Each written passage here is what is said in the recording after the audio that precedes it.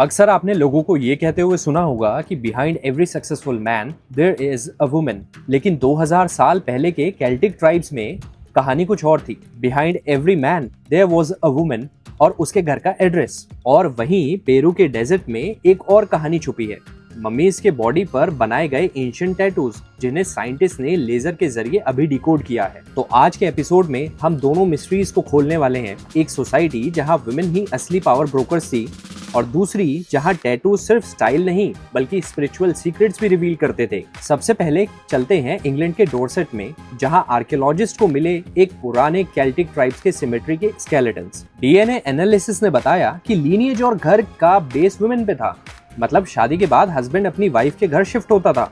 हाँ दोस्तों, जहां आजकल ससुराल वाले कहते हैं बहू घर ले आई, वहाँ पहले कहते थे बेटा घर जमाई बन जाओ। अब यहाँ एक कंफ्यूजन क्लियर करना जरूरी है। मैट्रिलोकल का मतलब है कि फैमिली सिस्टम वुमेन के घर के बेस पे ऑर्गेनाइज था, लेकिन ये मेट्रियार्की नहीं थी, मतलब वुमेन रूलर्स हर जगह नहीं थी। फिर भी इस सिस्टम में वुमेन काफी पावरफुल थी। केल्टिक क्वींस और वुमेन के बिना ट्राइबल डिसीजन अधूरे थे। सोचो 2000 साल पहले भी वुमेन एम्पावरमेंट की असली मास्टर क्लास चल रही थी। अब जरा एक केल्टिक शादी को इमेजिन करो जिसमें ब्राइड के पेरेंट्स कह रहे हैं बेटा दूल्हा हमारे घर ही शिफ्ट होगा, अपनी जमीन बेच दो। और दूल्हा बोल रहा है लेकिन मम्मी मैं तो मम्मास बॉय था ना। तो ब्राइड के पापा क्या बोलते हैं, बेटा अब से तुम वाइफ्स बॉय हो। ये डिस्कवरी हमें ये दिखाती है कि सोसाइटी हमेशा से मेल डोमिनेटेड नहीं थी। कई जगह वुमेन डिसीजन मेकर्स थी और उनके बिना ट्राइब का पॉलिटिकल और सोशल सिस्टम इनकम्प्लीट होता। ये एक ऑल्टरनेट मॉडल है जो हमें बताता है एंशिएंट दुनिया में भी मल्टीपल तरह से सेटअप्स एग्जिस्ट करते थे, और ये आज के जेंडर डिबेट्स के लिए भी रेलेवेंट है। चलिए अब केल्टिक लैंड से सीधा चलते हैं पेरू के ड्राई डेजर्ट में, जहाँ एक और सीक्रेट छुपा हुआ है, टैटूज का।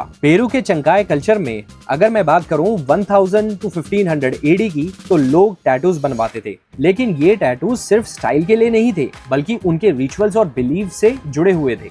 साइंटिस्ट ने एक न्यू लेजर टेक्नोलॉजी का यूज किया, जैसे डायनासोर फॉसिल्स का स्टडी करते हैं, और उससे मम्मीज के स्किन पर बने डिजाइन्स को क्लियरली दिखाया। और निकला क्या कि टैटूज में ज्योमेट्रिक पैटर्न्स, एनिमल्स और सिंबॉलिक फिगर्स बने हुए थे।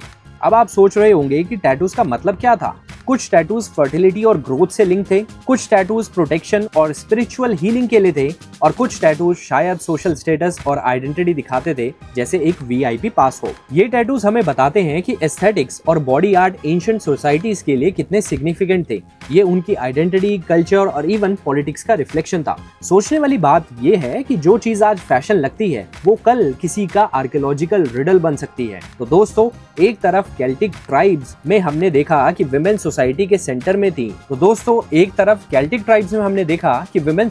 सेंटर में थी, और दूसरी तरफ पेरुवियन टैटूज हमें बताते हैं कि बॉडी भी एक कैनवास है जिसमें एक सिविलाइजेशन अपनी कहानी लिख गई। दोनों कहानियां हमें सिर्फ एक ही चीज समझाती है, हिस्ट्री सिर्फ राजाओं की बैटल्स की नहीं होती, हिस्ट्री उन लोगों की भी होती है जो अपनी जिंदगी को अपनी आइडेंटिटी के साथ जीते थे। और शायद इसलिए हर स्केलेटन और हर टैटू एक कहानी कहता है, बस हमें उनको डिकोड करना आना चाहिए।